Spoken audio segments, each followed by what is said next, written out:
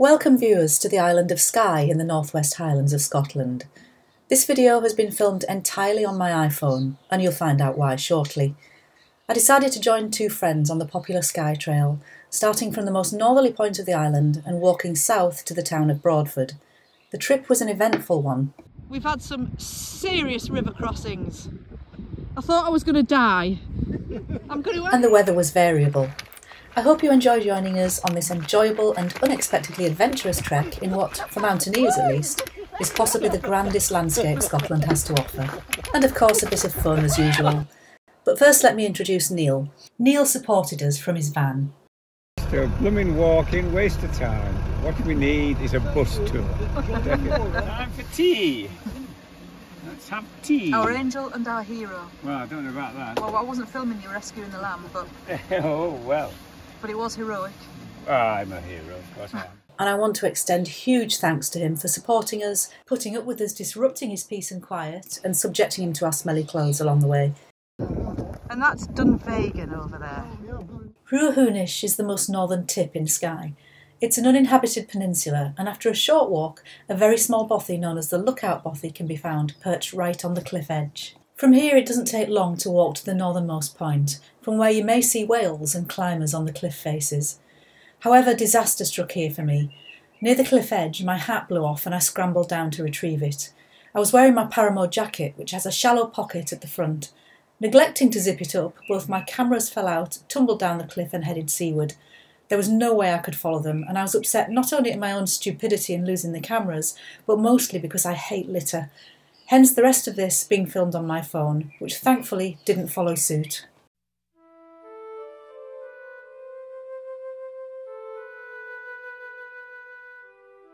Is that Kimalung Lug Bay, is it?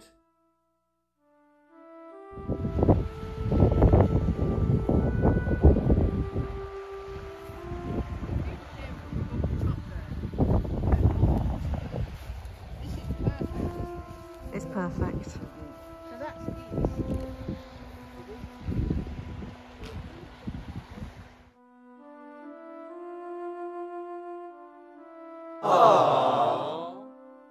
Hello, Bobby. I lost my camera. My camera dropped down a cliff. The wind blew my hat off and I went down to get it.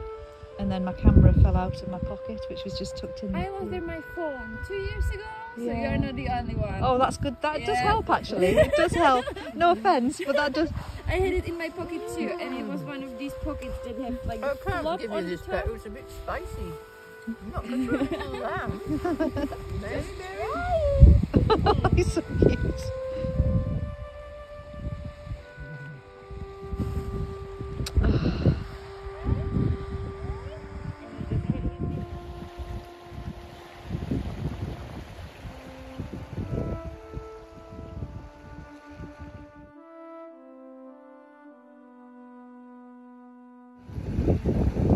Cracking place to camp, but boy did it rain during the night. Come on, son, come on.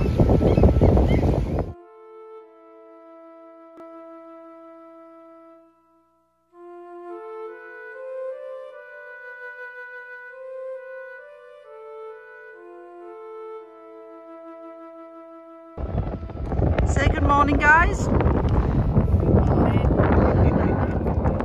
We're in good spirits, aren't we?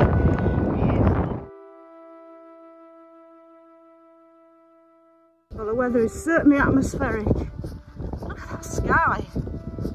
Many hikers on the Skye Trail aim for Floddigary Youth Hostel on the first night. Since we had set off in the afternoon of day one, we walked on past the hostel on day two and up to the start of the Trottenish Ridge. I am. Floddigary Youth Hostel. Smiley faces, happy thoughts. So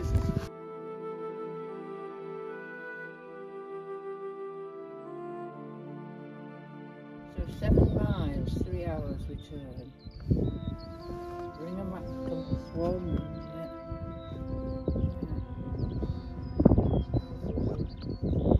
Someone already pitched up there.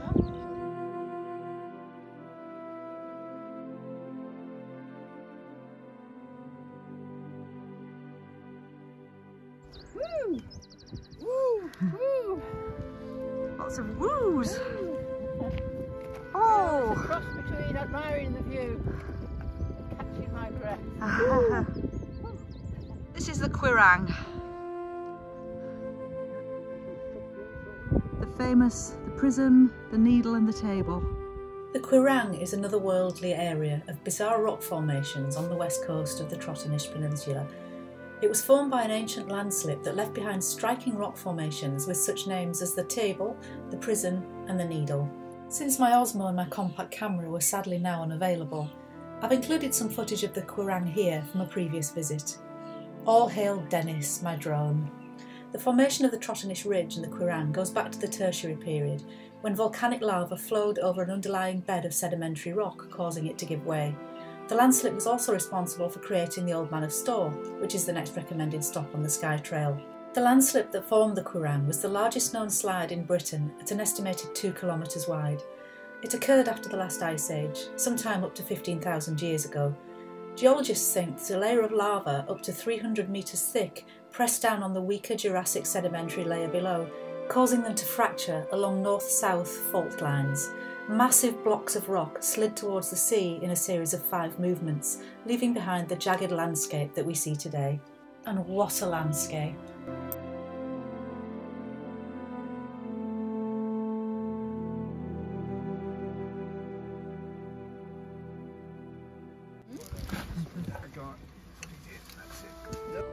On the Trotternish Ridge proper. Nice soft ground now. Figures on the skyline. The Trotternish Ridge is the toughest part of the Skye Trail. This alien landscape was used as the backdrop for the science fiction movie Prometheus.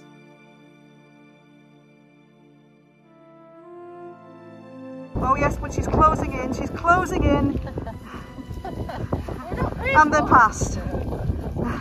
And on we go.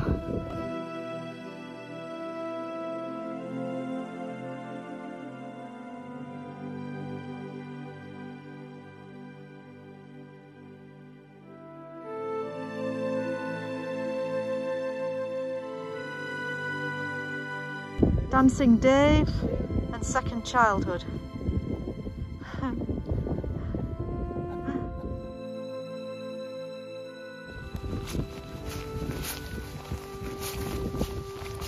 Nice going, nice ground, nice and soft.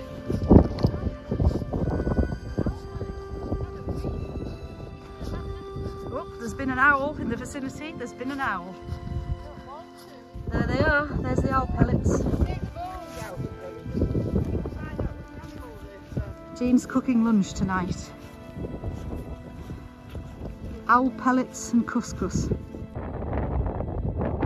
Heading up to the summit of Benedra. See guys.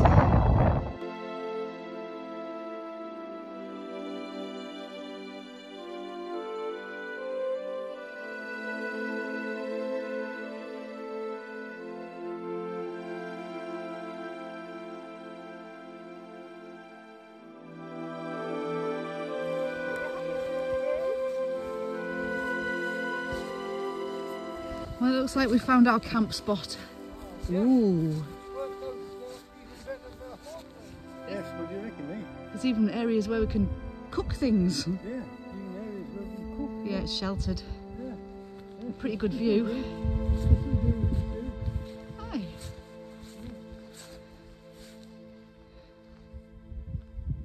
And then just one more climb to do tomorrow.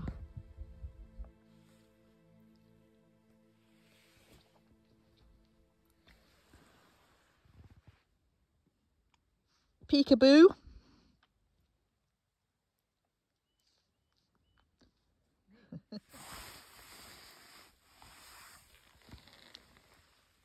And then the only other option there is to either walk down the main road, get near the buses, or go around the outside. Well, that's the other route, yeah. And it's much longer. Is it? Yeah. And for all that, generally the route is just running about 100 metres lower than this route here, because this route... Well, it's been a very dramatic night. You may have noticed that I was using the Nemo dagger rather than my tadpole in order to save some weight. During the early hours, the weather turned stormy, and at 2:30 AM I was sitting up in the tent and attempting to hold onto the poles and prevent it from being squashed in the wind. At 4:30 I gave up and collapsed the tent, leaving my rucksack in Jean's porch and sheltering briefly in Dave's tent. If only I'd been in the tadpole. Going over there.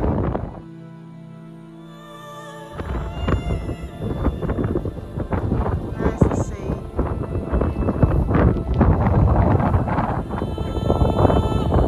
Going back briefly to our conversation in the tent the previous night, most hikers on the Skye Trail descend before the ascent to the summit of the store and walk to Portree on the opposite side of the glen. There's Duncan in the distance. We had decided to continue over the summit and complete the remainder of the Trottenish Ridge.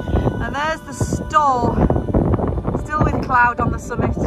This, we discovered, was tougher than we anticipated. The paths disappear and the route into Portree involves very rough ground and much ascent and descent. Since we continued over the store's summit, I include here some footage of what you can expect to see when visiting the store from below.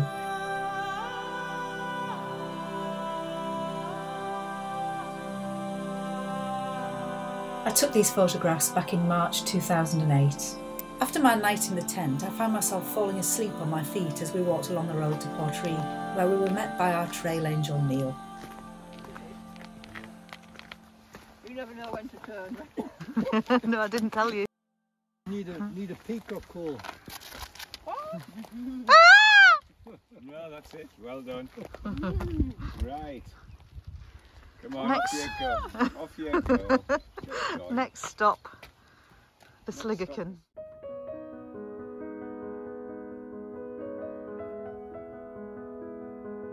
As you can see, the weather took a turn for the worst at this point. By the time we reached the Sliggerkin Hotel, we were happy to once again meet Neil for tea and sandwiches, but the journey from that point was unexpectedly eventful. And that's where we're headed. So we've been trying to think of words for each other. Mine is calamitous, Jean is solicitous, and Dave is vociferous. So here they come, neck and neck. Jean's fluorescent backpack glinting there. Dave slightly ahead, Dancing Dave. And he's passed. And he's passed.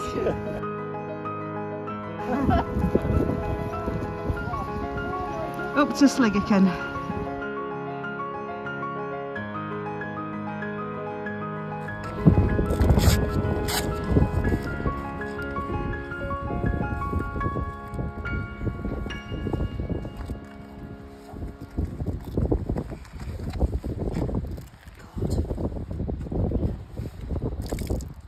Until now, I had been feeling silently smug at having kept my feet nice and dry in a superb new pair of leather boots, but all that was about to change as the rain beat down incessantly hour after hour, rendering many of the burns almost impassable.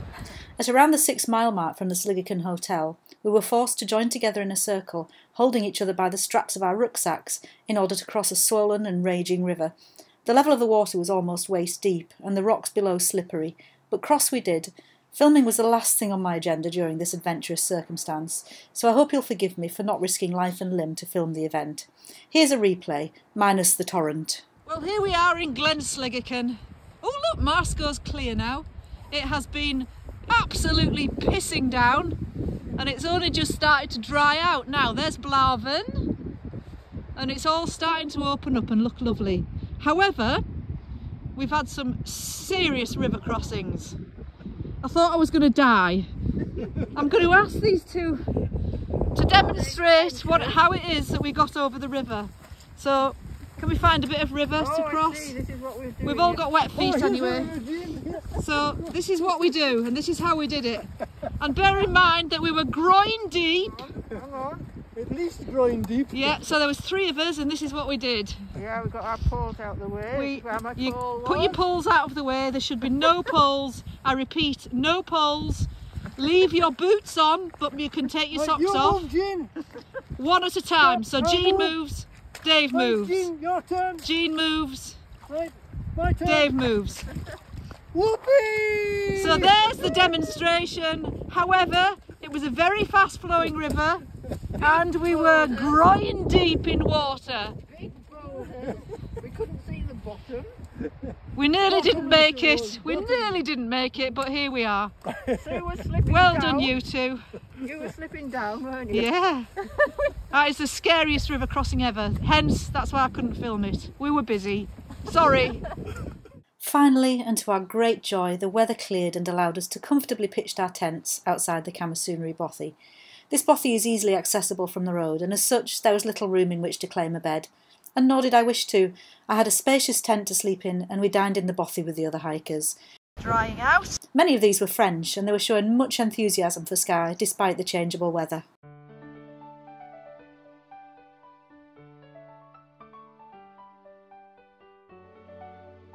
A busy bothy.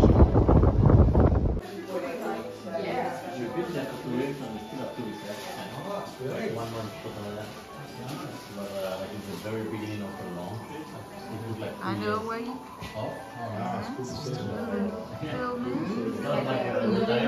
I was trying to go, I was going to get you in there. Yeah. Otherwise it will just be lots of peoples that I don't know.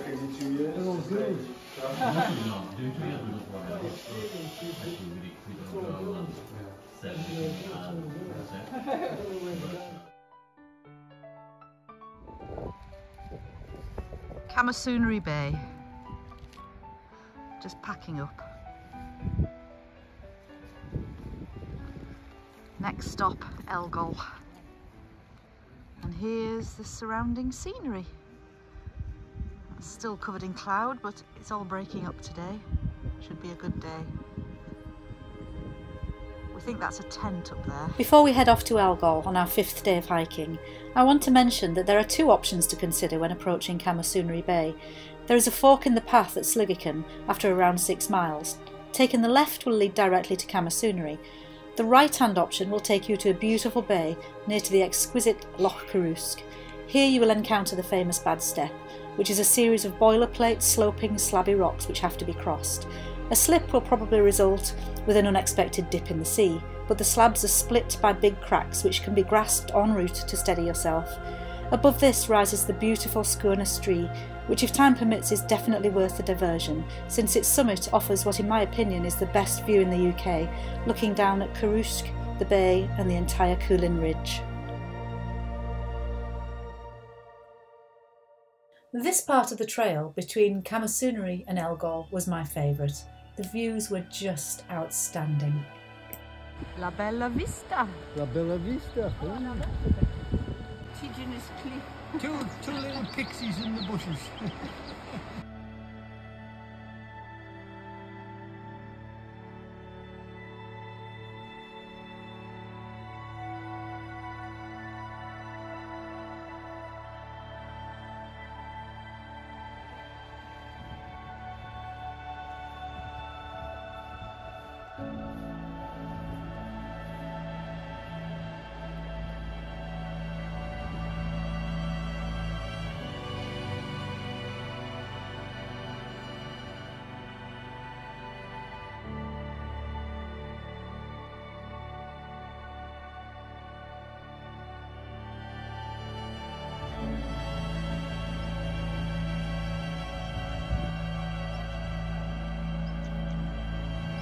They're making a clicking, clacking noise. Oh, there's people behind us. I think it's the French people.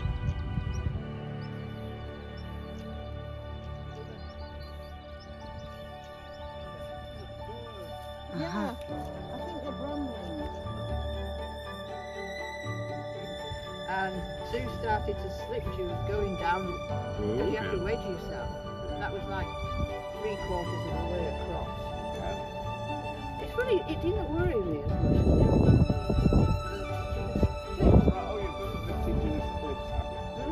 They are a bit dodgy in parts. Yeah. You go along the fire over there.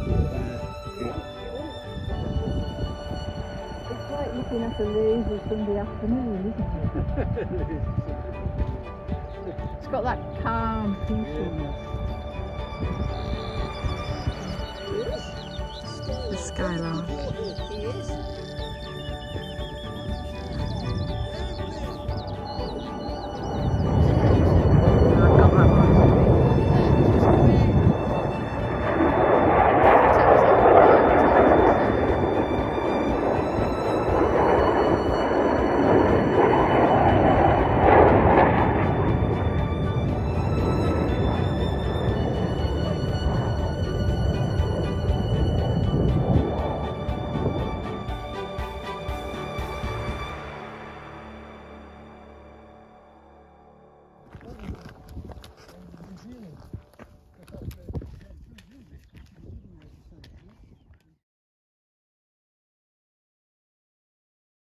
I had stowed my wetsuit, now affectionately known as the Pink Lady, in the van in the hope of a swim. I couldn't wait.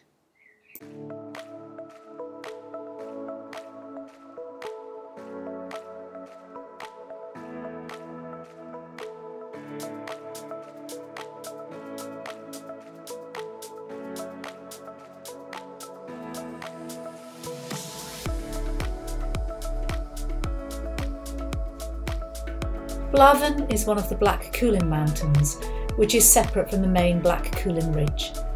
It is joined to another peak, Clach Glas, and the traverse of the two peaks across a sensationally exposed ridge is a memorable day out, which Dave and I completed back in July 2021. Meanwhile, back on the trail, we were heading for the hamlet of Torrin to spend the night. The last part of the Skye Trail from Torrin is mainly on good tracks and some road walking. We were pleasantly surprised by the beauty of this last section to Broadford. The Skye Trail delivers on each and every day of the journey. The only bit of footpath on this day. The weather here is notoriously fickle, and Skye is nicknamed the Misty Isle for good reason. But never had I expected such an adventure. This island is truly world class. Apparently it's Conjurag up there. Say it again, Dave, just for the film. Conjurag!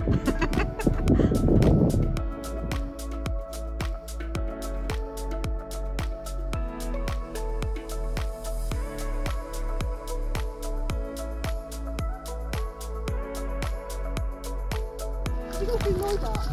Yeah, I mean, I love it, it's so cool. It's so wild. Yeah. Yeah. Yeah. Oh, yeah, I absolutely love that.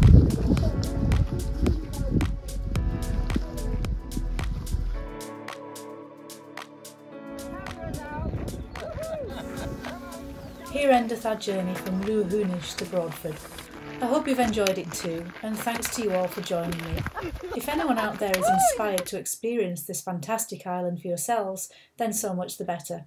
It's an amazing experience, whatever your reason for visiting. So until next time, cheerio!